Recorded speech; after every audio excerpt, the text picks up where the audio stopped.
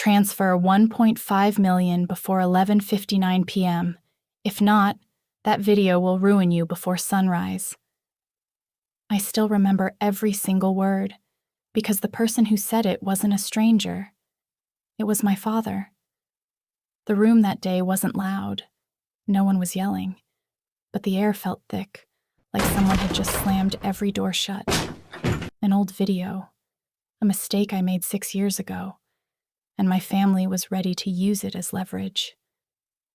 And that is the story of Amelia Carter.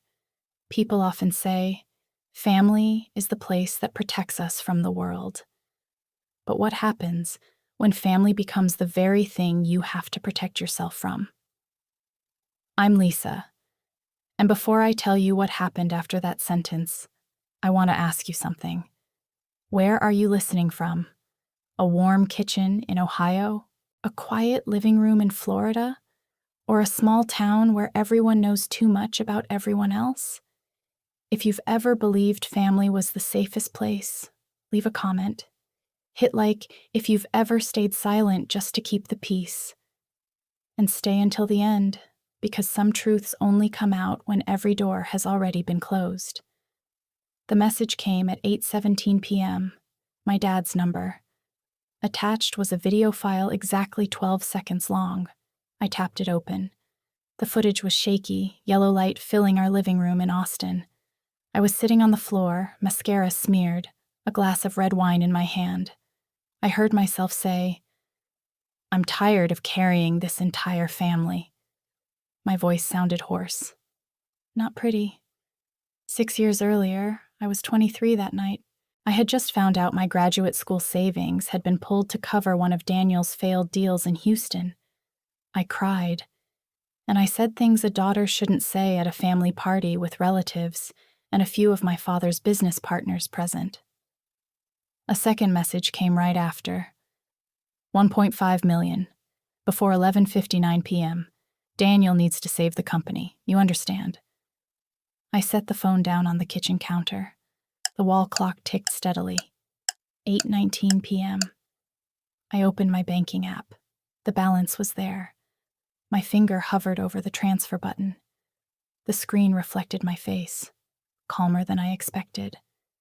From the living room, the framed family photo taken in front of Carter Builders headquarters stood out in its oak frame. My father in the center, Daniel on his right. I stood slightly off to the edge, half a step back, like I'd just happened to be there. I picked up my phone and walked into the office where my father was waiting. He didn't look at me. He just checked the Rolex on his wrist. "You understand, right?" he asked. I nodded. "You want me to transfer the money? Fine." He exhaled, relieved, like he'd just closed a contract. I looked straight at him. But this time, I'm the one who decides how. He watched me for a few seconds, weighing whether I meant it or was just buying time. He didn't ask anything else. He always believed he understood me well enough to know I wouldn't go too far. I went back to the kitchen and played the video again. 12 seconds. The yellow light falling over a younger, softer version of me. I heard myself say clearly, "You've never been proud of me. You just needed me." A few relatives laughed in the background, mixed with low country music playing in the corner. That night, I had discovered my MBA savings for Dallas were gone. My father said he had only borrowed it temporarily to keep Daniel afloat. I remember standing in the middle of the living room, wine glass in hand, saying what no one wanted to hear. The next morning, my father told me to forget it. I did. Or at least I thought I did. 6 years. He kept that video for 6 years. I walked into his office. "How long have you kept it?" He didn't look up. "You were drunk. You said stupid things. I kept it so you'd remember who you are." "Or to use when needed?" I asked quietly. The door opened behind me. "Mr." Holden stepped in, adjusting his glasses. He spoke slowly, like reading contract terms. "If this video surfaces, Amelia, your partners in San Antonio will start asking questions. Years of reputation could be affected. I nodded without looking at him. I had personally signed every major contractor agreement. I had sat in boardrooms where people doubted a young woman running a construction branch in Texas. It took years to make them stop doubting. My father stood and walked toward the window. You know this town. They don't forget. He was right. Here, people remember a neighbor's divorce longer than their own birthday. I held the phone, a cold feeling running down my spine. Not because I was afraid of the video, but because I understood what was happening. This wasn't just about money. It was his way of reminding me he always had something to pull me back to the old position, the one who carries everything. I didn't answer him. I went back to my office, opened my laptop, and logged into Carter Builder's accounting system. If they wanted me to transfer $1.5 million to save the company, I needed to know exactly where the company stood. The latest quarterly report came up. Revenue was steady. Projects in San Antonio and Round Rock were on schedule. There were no signs of collapse like my father claimed. I switched to internal transactions. The number that appeared made me stop. Over the past 18 months, Daniel had withdrawn a total of $2.3 million under new project development costs. No corresponding project existed, just small, consistent transfers. Enough to avoid attention unless someone looked closely. I printed every statement. The printer ran nonstop, white pages sliding out with a steady clicking sound in the quiet room. I stacked them into a thick pile and carried them down to the meeting room where my father and Daniel were waiting. I placed the stack on the oak table in the center of the room. The company isn't going bankrupt, I said calmly. It's being drained. Daniel looked up, face flushed. You always think you're better than everyone, he shot back. You don't understand the pressure. $2.3 million in 18 months, I replied, flipping through the pages. That's not pressure. That's a pattern. My father didn't look at me.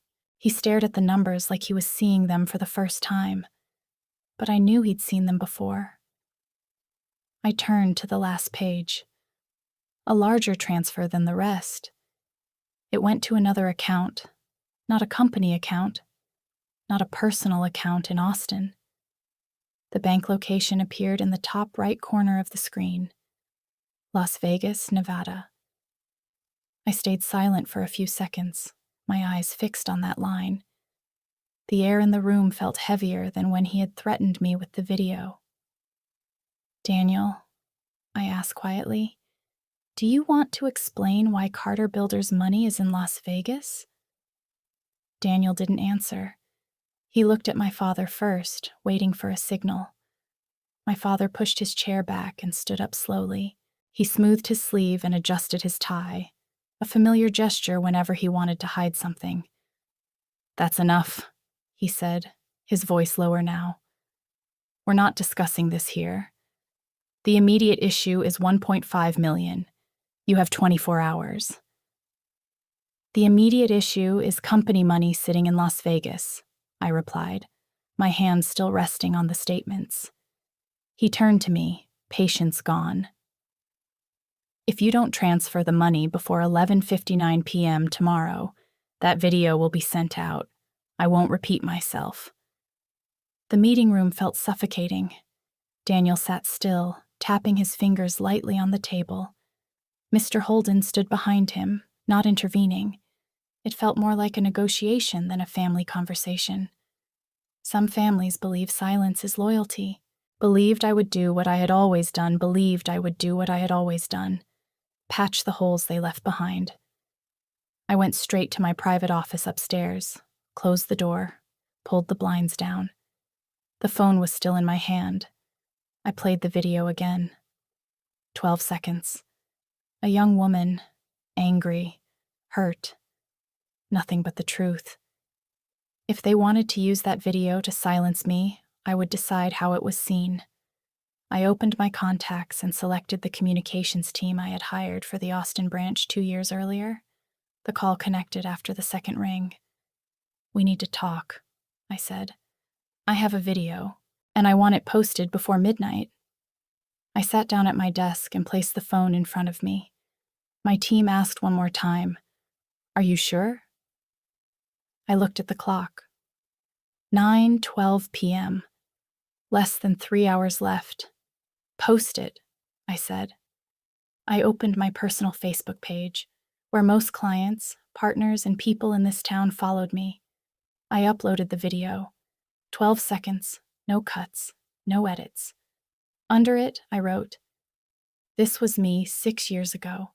I cried and said I was tired of carrying my family. I said that because I had just found out my education savings had been taken to cover a bad business decision. I'm not ashamed of my family. I'm ashamed of silence." I read it once. No extra words, no blame, no accusations. I pressed post. For the first few minutes, nothing happened. Then notifications started appearing. Comments, shares, direct messages. I didn't respond right away. I just watched the number rise in the corner of the screen. After 2 hours, more than 3,000 shares. People I had worked with left supportive messages. A few asked directly, "What happened?" My phone kept vibrating. My father called. I let it ring 3 times before answering. "What did you do?" His voice wasn't steady anymore. "You're destroying yourself." "I told the truth," I said.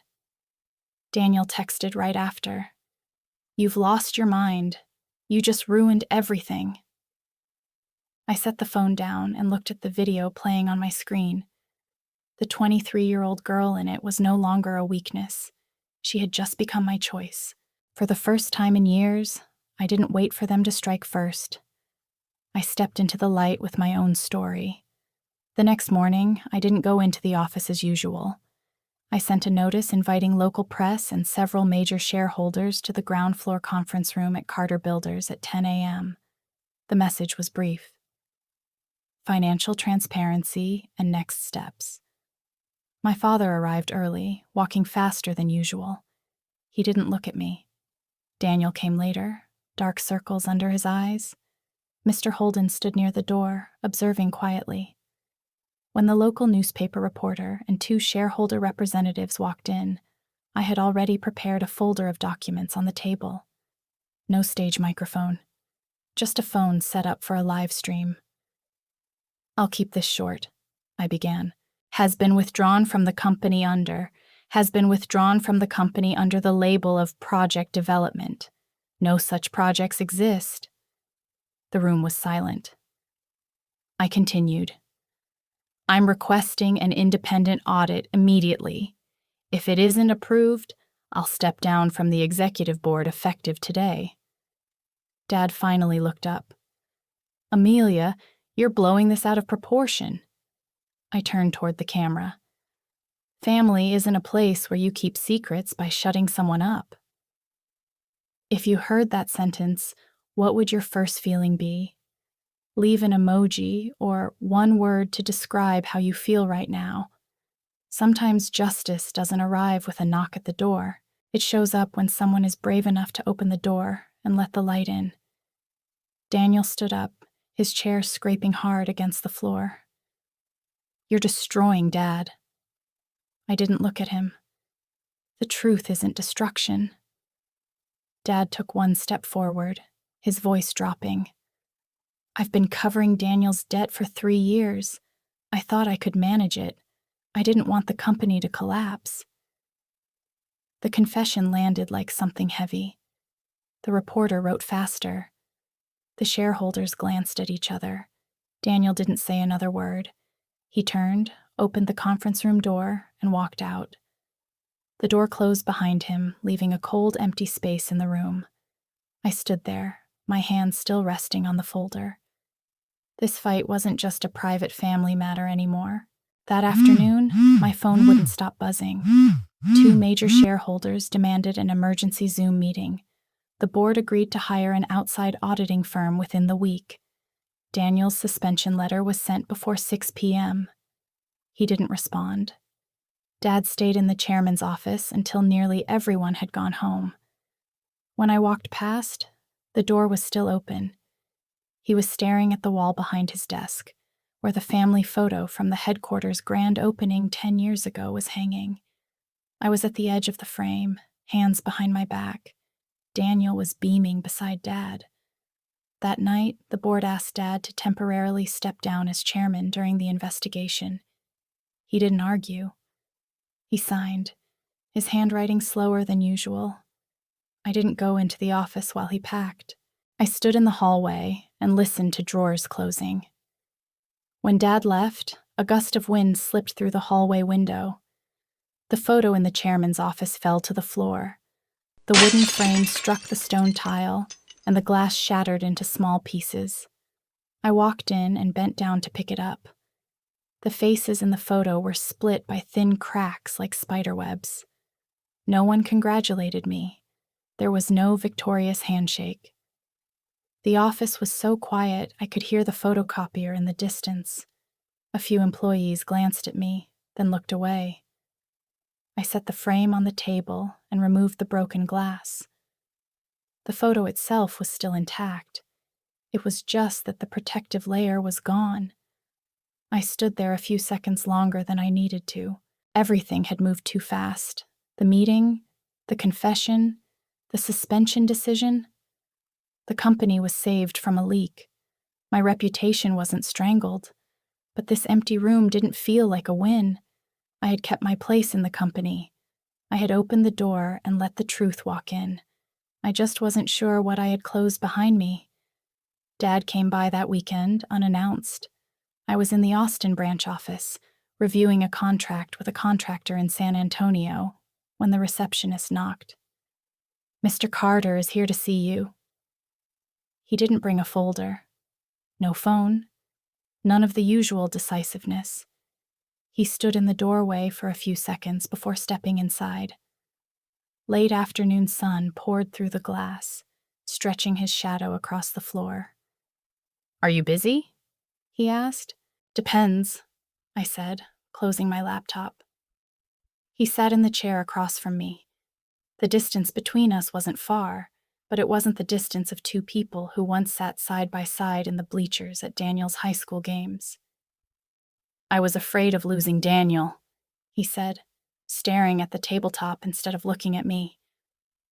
"I thought, if I kept the company afloat, kept it from going under, everything would be fine."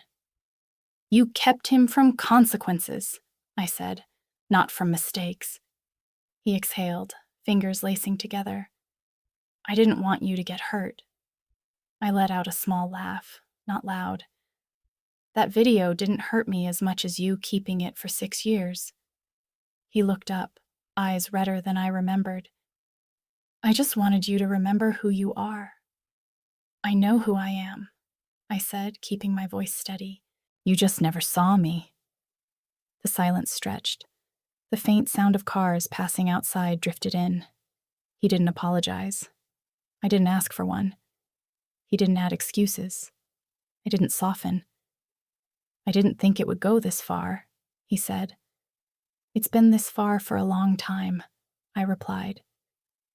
We sat facing each other for a few more minutes. Neither of us stood first. No hug. No promise to fix everything.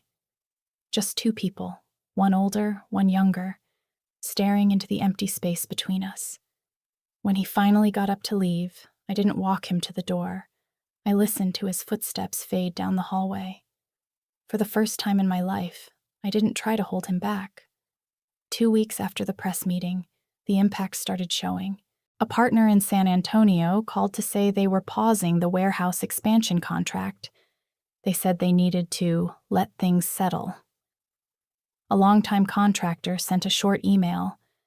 They'd be switching to someone else next quarter. No one said the reason out loud, but I knew. My Austin branch was still profitable, but cash flow slowed.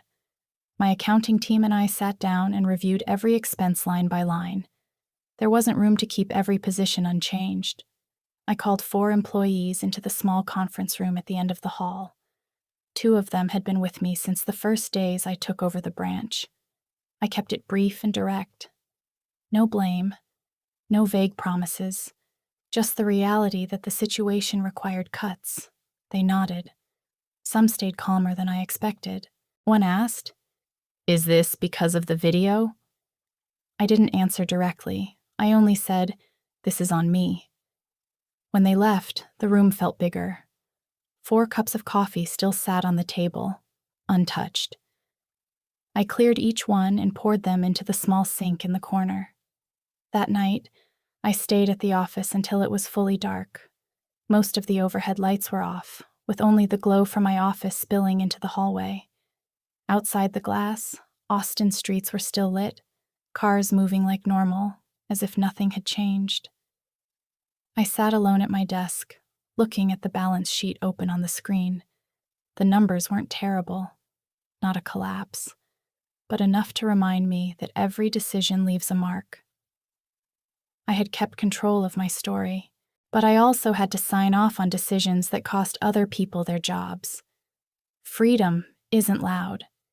It comes with quiet gaps like this, when the room is silent and there's no one left to blame. 3 months later, the official audit report was released. Daniel wasn't criminally charged, but he was required to repay part of the money and enroll in a mandatory financial recovery program recommended by the board. He stepped down from management. For the first time in his life, Daniel had to sign a commitment without Dad's signature beside his. Dad also stepped away from the executive board. He still kept his shares, but he no longer had decision-making power. When he signed the handover documents, he didn't look at me. I didn't ask him to. I kept 51% of the Austin branch. Not to beat anyone, but so I wouldn't have to ask permission anymore. I moved my apartment closer to downtown. No more strained Sunday dinners. No more feeling like I had to choose between silence and an explosion. That 12-second video is still online, but it's no longer something that can threaten me. Every time someone brings it up, I only say, "That was me at 23. I didn't move back closer to my family. I didn't cut them off completely either. There were short calls, Thanksgiving texts. Nothing went back to the way it was. And maybe that's enough. I used to think setting boundaries was betrayal, but betraying yourself is what costs the most. The story you just heard is built from situations that can happen in real life, created with the help of AI and refined by a human to offer a perspective worth reflecting on. No one is encouraged to copy the actions in this story. If you've stayed with me this far, I'm truly grateful. Where are you listening from right now? A small town where everyone knows everyone? Or a crowded city where there are still family secrets no one ever says out loud? If you've ever had to protect your own name, leave a comment. A like or a subscription doesn't just help this channel grow, it helps stories like this keep getting told. Thank you for staying until the end. And if this story touched you in any way, I hope we'll meet again in the next one.